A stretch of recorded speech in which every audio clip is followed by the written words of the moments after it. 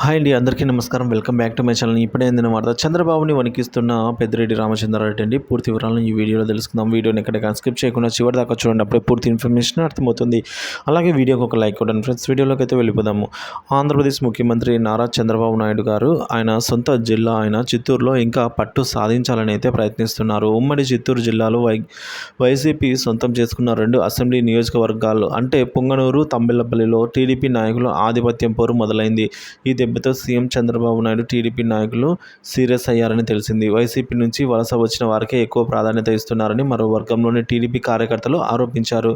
ఈ విషయమై TDP high command ఆరా తీసిందండి. ఆంధ్రప్రదేశ్ మంత్రి రాంప్రసాద్ రెడ్డి పొంగనూరు నియోజకవర్గ పర్యటన సందర్భంగా టీడీపీలో వర్గపోరు మొదలైంది అని బహిరంగమైంది. So YCP MLA Peddireddy Ramachandra Reddy సొంత నియోజకవర్గం పొంగనూరులో కూడా మంత్రి రాంప్రసాద్ రెడ్డి అయితే ఇప్పుడు పర్యటిస్తూ ఉన్నారనమాట. సో ఈ సందర్భంగా మంత్రి రాంప్రసాద్ రెడ్డికి స్వాగతం పలికేందుకు ఆయనపై పూలు చల్లారు. ఈ విషయంపై టీడీపీలో 2 వర్గాల మధ్య గొడవలు మొదలయ్యాయి.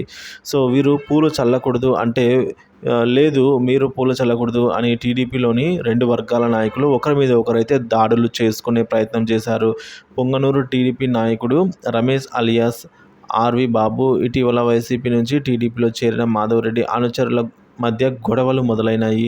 మొత్తం మీద పొంగనూరులో పట్టు సాధించాలనే ప్రయత్నం చేస్తున్న సీఎం చంద్రబాబు నాయుడికి సొంత పార్టీతోనే తొలనొప్పి మొదలైందనమాట. పొంగనూరుకు వెళ్ళిన మంత్రి రాంప్రసాద్ రెడ్డిని అక్కడ ఏం జరిగింది అని చంద్రబాబు ఆరా తీశారని తెలిసింది. మొత్తం మీద పొంగనూరులో టీడీపీ కార్యకర్తలు 2గా చీలిపోతే మొదటికే మోసం వస్తుందని, అది వైసీపీకి ఎంతో లాభం చేకూరుస్తుందని చంద్రబాబు అయితే అలర్ట్ అయ్యారని తెలుస్తుందండి.